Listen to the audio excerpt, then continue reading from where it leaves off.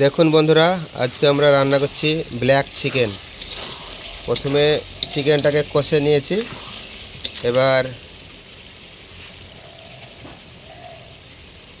হালকা করে জিরে মশলা,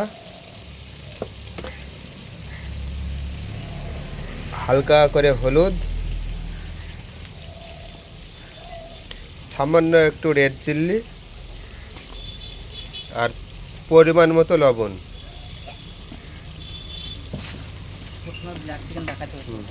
হ্যাঁ, তারপরে দেবো একটু আদা রসুন বাটার পেস্ট। তারপরে আমরা এটাকে ভালো করে কষে নেব।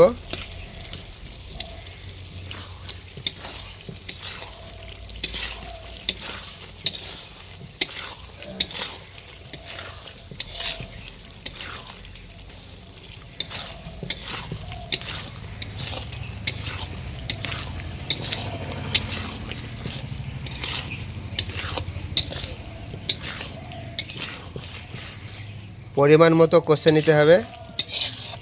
আর যদি যেরকম হালকা ঝোল খান তবে হালকা জল দিতে পারেন, নাহলে কষা খেতে পারেন।